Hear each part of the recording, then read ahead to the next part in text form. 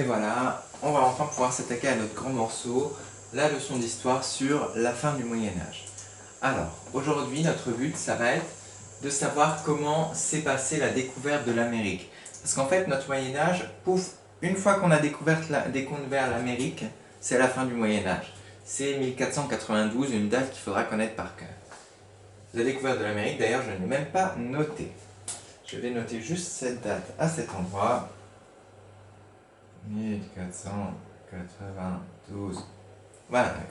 Alors, petit exposé d'abord rapide. Première partie, on va s'intéresser aux connaissances qu'ils avaient à la fin du Moyen-Âge, c'est-à-dire ce qu'ils savaient faire, ce qu'ils pouvaient faire, etc. Deuxième partie, on va travailler sur la découverte de l'Amérique. Ça va être une bonne séance d'histoire intéressante, on va apprendre plein de choses. Alors, déjà, les premières choses à casser, c'est que Christophe Colomb n'était pas le premier à découvrir l'Amérique, du tout. On a vu des traces récemment, il n'y a pas longtemps, qu'au Canada, il y avait, vous savez, vers l'an 1000 en général, c'est là où il y avait la grosse époque des Vikings, qui ont fait des raids partout, qui sont allés à Paris, etc. Bah, les Vikings, ils sont passés par le Groenland, et ils ont réussi à atterrir au Canada. On a des traces au Canada des Vikings qui ont réussi à aller du coup en Amérique. Mais le souci, c'est qu'ils n'ont jamais pu nous le dire, ces Vikings, parce qu'ils n'ont pas décrit. C'est le truc. On a trouvé de leurs traces, on a trouvé de leurs bateaux qui ont été fabriqués par eux, etc. Mais on n'a pas de traces, et puis ils sont sans doute morts là-bas, ou je sais pas. Voilà. Du coup, c'est pas Christophe Colomb qui a découvert l'Amérique, c'est les Vikings déjà. On est bon. Ensuite, on arrive déjà sur ce que l'on peut faire sur les connaissances à la fin du Moyen-Âge. Il y a une super bonne invention d'un arabe qui s'appelle Al-Ashraf et qui a inventé en 1282 la boussole comme on la connaît, c'est-à-dire une sphère avec les aiguilles nord, sud, est, ouest. Parce qu'avant, les Chinois ont déjà inventé la boussole il y a longtemps, et en fait c'était juste une cuillère qui tournait et qui indiquait le nord et le sud. Alors que lui, Al-Ashraf, il l'a amélioré, c'est-à-dire qu'on peut la mettre dans un bateau, pas de souci, une cuillère sur un bateau, bah, ça tombe, etc. Là, c'est avec une aiguille qui pointe le nord, le sud, l'est et l'ouest. Super, merci Al-Ashraf. Ok. Du coup, ils ont la boussole. Première invention super utile. D'ailleurs, je vais vous montrer une preuve que Al-Ashraf a fait la boussole. Voilà, on a un plan. Ici, avec des écritures arabes, on voit le nord, le sud, l'est, l'ouest. Voilà. C'est tout clair. Juste pour savoir une boussole à quoi ça ressemble maintenant, voici une petite image, une petite photo de boussole qu'on voit bien. Là, il y a marqué nord-est, nord-ouest, sud-ouest, sud-est. Ça nous donne la direction. Et nord, sud, est, ouest, du coup. La rose des vents. Nord, sud, est, ouest. Voilà. Et la deuxième invention super pratique qui a été inventée déjà par les Grecs à l'Antiquité, mais qui a été très utilisée au XIVe siècle, c'est-à-dire vers 1300 à 1399, c'est l'astrolabe. L'astrolabe, c'est un outil qui sert, pendant qu'on est en mer, c'est comme un viseur, on pointe sur une étoile et on peut savoir à peu près où on se situe sur une carte. On peut, je sais pas moi, si l'étoile, on dit qu'il y a ça de distance, ben on doit être à, je sais pas moi, à peu près 10 km au nord de l'Espagne, avec l'étoile là, on est à peu près ça, etc. Ben, on peut mesurer, savoir où on est grâce à l'astrolabe, avec les étoiles. Je vous montre juste à quoi ça ressemble l'astrolabe. Alors, pour ça, il est là notre astrolabe.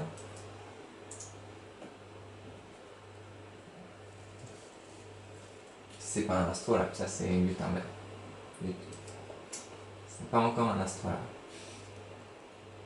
Voilà. Ah voilà. Ça c'est du coup une miniature.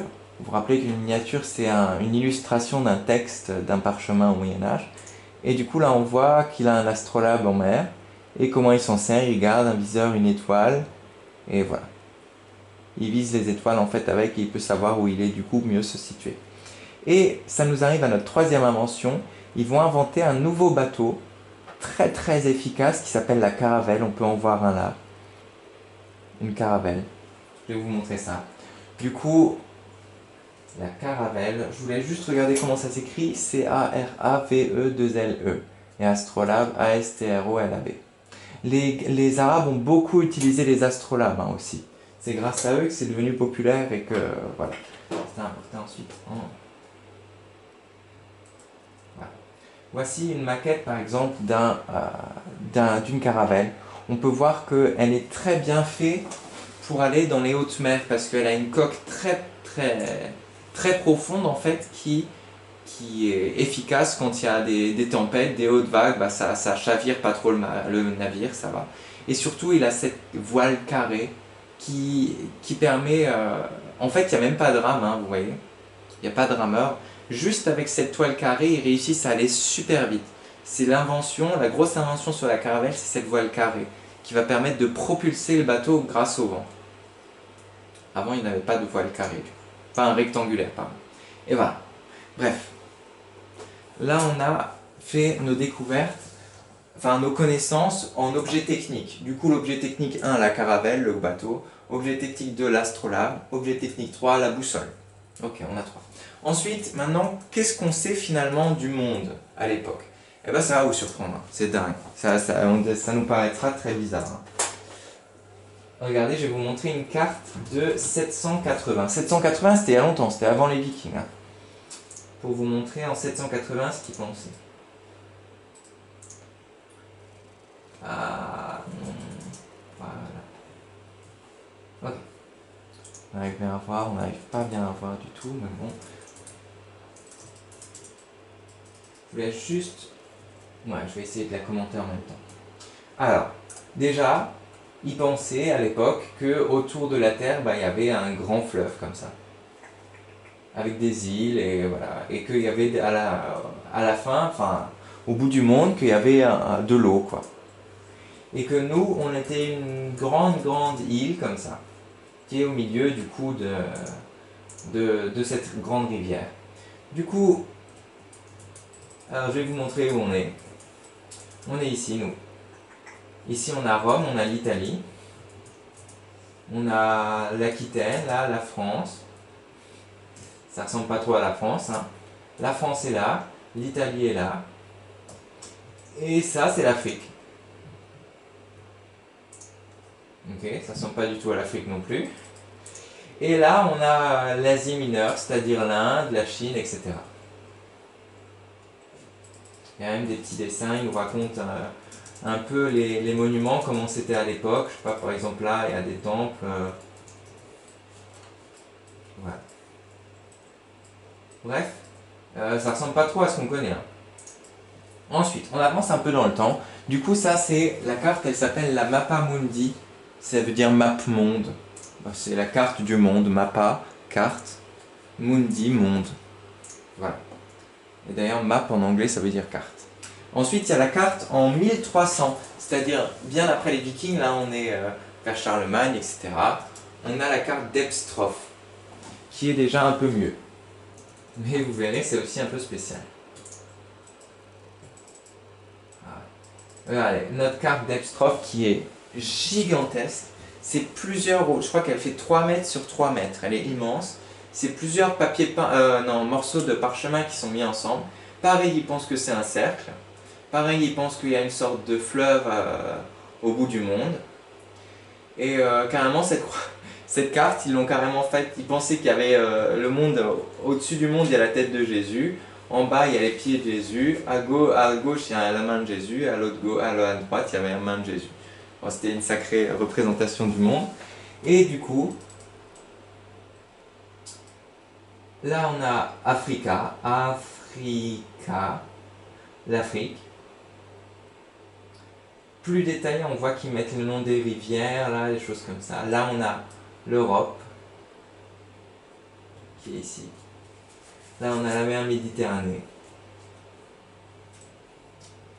Et voilà, qu'est-ce qu'on a là? Puis là, c'est tout ce qui est l'Asie. Je crois qu'il y a Jérusalem qui est pas si loin que ça, peut-être. Bref, c'est pas encore ça. Tout ça pour vous dire que du coup, on ne connaît pas grand chose finalement en géographie. Bien sûr, il n'y a pas l'Amérique. Hein. Pour l'instant, il n'y a pas de... Je vais essayer de voir si je vous trouve peut-être une carte. Oui, j'en ai une, je pense. Bougez pas, je vous montre ça, une carte où on ne voit pas l'Amérique dessus. Alors voilà. Mais on va avancer du coup dans le temps. Là, on est vers la fin. Là, on est vers l'époque de Louis XI. Vous vous rappelez, il y avait Charles VII et Louis XI. Louis XI, je vais vous montrer une carte qui date à peu près de son époque, qui est déjà beaucoup plus précise. Où est notre Louis XI? Il est, je pense, là. Ah bah. Ça, c'est déjà une carte auquel on a plus l'habitude. Bon, alors c'est spécial aussi, hein, parce que regardez. Là, la France, ça va, l'Italie, ça va, l'Espagne, ça va. Mais regardez l'Afrique, comme elle est énorme. Voilà. Là, ça va pas du tout. Hein. L'Asie, ils connaissent pas trop, du coup, voilà. Et l'Angleterre, là c'est la Suède, la Norvège, c'est un peu bon. Voilà. Mais bon, au point de vue là, c'est pas mal, quoi. Voilà. L'Arabie Saoudite est bien, ça va. Okay. Mais par contre, pas du tout de regarder, ils pensent que là c'est fini et qu'il n'y a pas d'Amérique. Ils ont mis le nom aussi de toutes les villes là autour, tous les ports, et voilà. Bref, voilà. Et ils ont mis les montagnes aussi, les chaînes de montagnes. Bref, pour l'instant, pas d'Amérique. À l'époque de Louis XI, là, qui avait... bon, bref, voilà. On a fini aux connaissances du Moyen-Âge. Connaissances du Moyen-Âge, on a donc boussole, astrolabe, caravelle, le bateau. Et Mappamundi, c'est la carte où on voit que c'est pas très correct, enfin pas... C'est la carte ronde avec un peu l'Asie, l'Europe. Là, il y a un peu plus de choses dans la carte d'Epstroff. Et la carte vraiment qui date de Louis XI, là qu'on vient de voir, c'est la meilleure de l'époque. Mais il n'y a pas d'Amérique. Voilà. Je regarde si ça tourne. Ça tourne, youpi, youpi, youpi. Je vous ferai bientôt travailler, hein, ne vous inquiétez. On arrive du coup à notre chapitre sur la découverte de l'Amérique. Alors, déjà, le début de notre histoire commence en 1453. En 1453, Constantinople, c'est-à-dire Istanbul aujourd'hui, est prise par les Turcs. Okay. Je vais vous montrer où c'est Istanbul après. Et du coup, normalement, Istanbul, c'était sur une route et ils transportaient des marchandises jusqu'en Inde, jusqu'en Chine, etc. Et de la Chine et de l'Inde jusqu'en Europe, etc. C'était un point sur la route très important. Et les Turcs, ils ne trouvaient pas ça normal qu'il y avait des gens qui traversent Istanbul d'Europe, d'Asie, de Chine,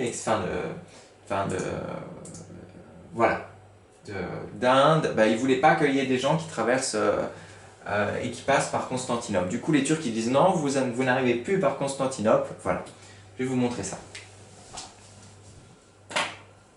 Alors, Stuka, voilà. Ah.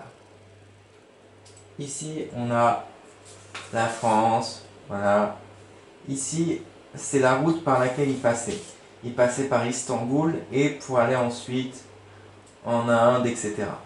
Istanbul ici, côté de la mer Noire.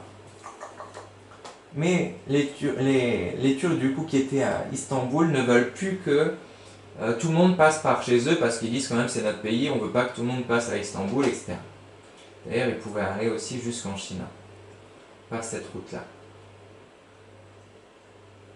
Et du coup, déjà, c'est embêtant parce que du coup, ils n'ont pas le choix de faire le tour et c'est long et c'est pas une route simple, etc.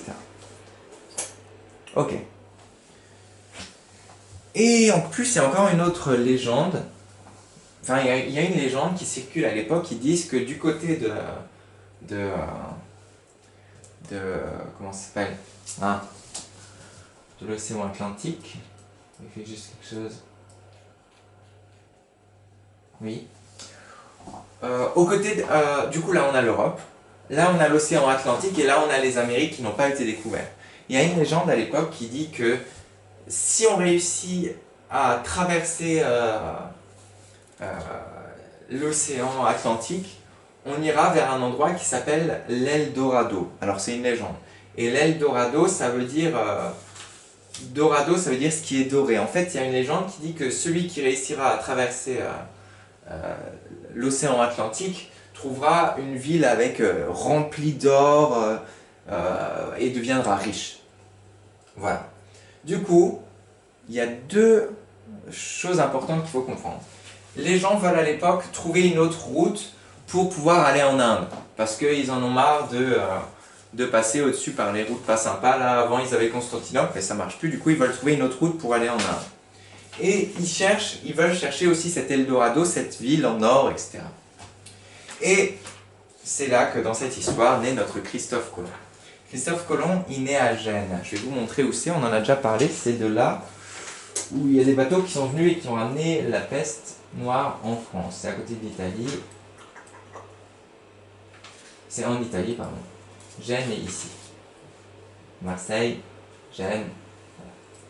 Et notre petit Christophe Colomb, il entend parler de ces histoires justement d'Eldorado, qu'il faut trouver une autre route pour aller en Inde. Alors ce qu'il va faire, c'est qu'il va demander au roi et à la reine d'Espagne. Alors c'est pas vraiment l'Espagne, c'est une partie d'Espagne qui s'appelle la Castille, mais bon voilà, je vous embête, je vous dis la roi et la reine d'Espagne, c'est pas vrai, mais voilà, c'est le roi et la reine de Castille en fait qui est un bout de l'Espagne. Et du coup, le roi il s'appelle Ferdinand d'Aragon, et la reine elle s'appelle Isabelle de Castille. Il va toquer à leur porte, il va dire bonjour, roi et reine d'Espagne. Il entend que c'est des très bons navigateurs et qu'ils ont des caravelles, des bateaux très rapides, ces Espagnols.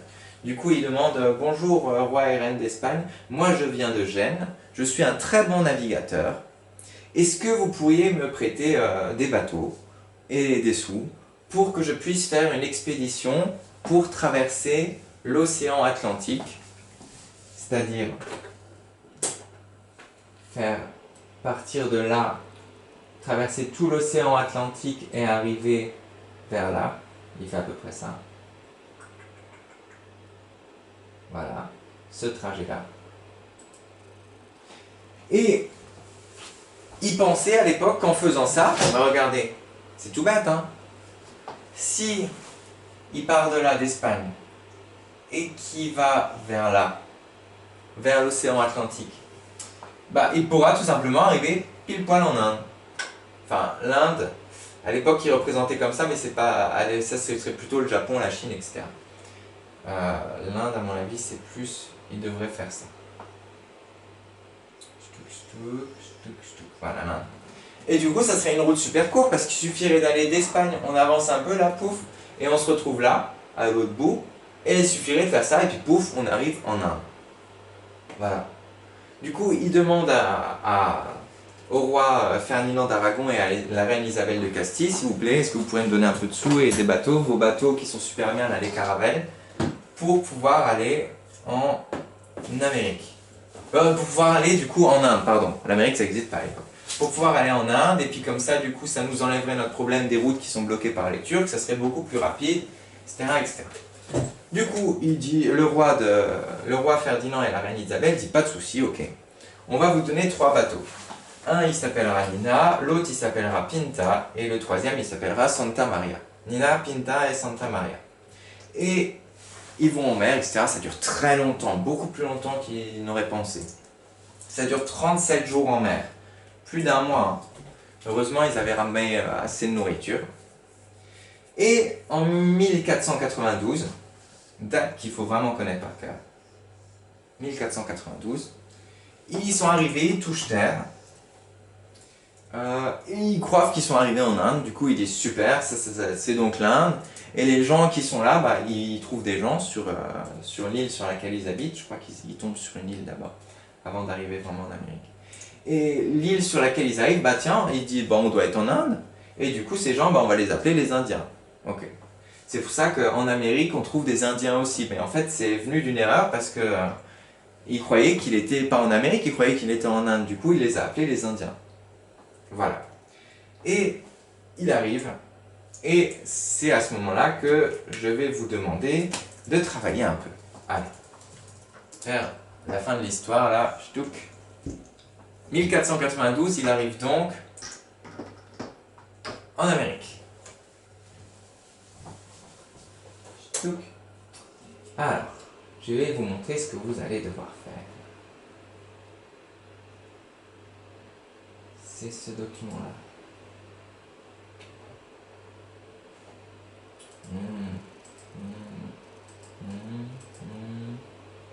Oui. Ok.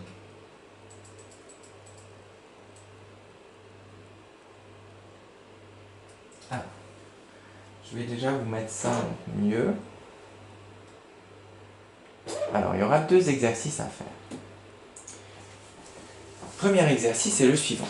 Alors, ce texte-là que je vais vous faire, je vais vous faire un zoom après dessus, il nous raconte l'arrivée de Christophe Colomb, ou c'est d'un autre navigateur?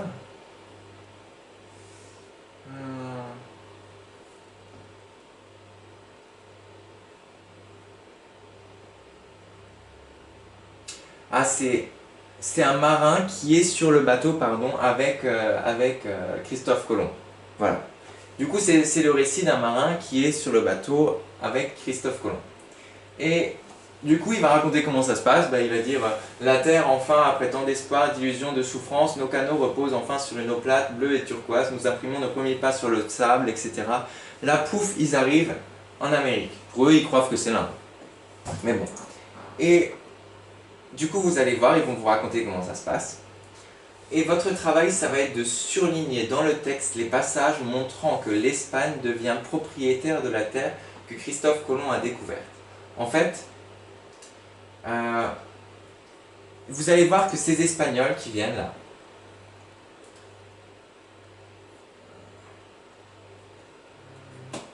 attendez, je vais vérifier juste quelque chose. Oui, c'est ça. Du coup, j'étais en... Pardon, ça marche la vidéo? Ouais, ok. Dans ce texte, du coup, ça va raconter ce que les Espagnols font une fois qu'ils sont arrivés en Amérique. Ils vont faire des choses pas très sympas. Et ils vont devenir propriétaires de la terre. C'est-à-dire, ils vont dire, on s'en fiche qu'il y ait des Indiens qui vivent là. C'est nous, les Espagnols, qui avons découvert cette terre. Du coup, cette terre, elle est à nous.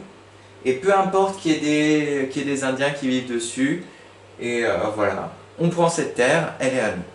Vous devez souligner dans le texte les moments où justement ça prouve que ils prennent ces terres comme la leur et qu'ils s'en fichent finalement du fait qu'il y ait des Indiens dessus et que ça va quand même être la terre de l'Espagne. Je ne sais pas si j'ai été clair. Soulignez à chaque fois qu'il y a une phrase qui montre que cette nouvelle terre, elle va appartenir aux Espagnols. Et peu importe s'il y a des Indiens dessus. Voilà, première. En plus, c'est super sympa, ça vous raconte comment ça s'est passé, etc. Ok, deuxième chose. Deuxième travail. Et ensuite, on pourra faire un petit point et faire la trace écrite. Ouais, je vais juste... Peut-être c'est... Ouais, je finis ça et puis je coupe la vidéo, je pense. Ah, en fait, il y a une carte ici. Ou soit, pour ceux qui n'ont... Je suis désolé, pour ceux qui n'ont pas d'imprimante, essayez de faire soit quelque chose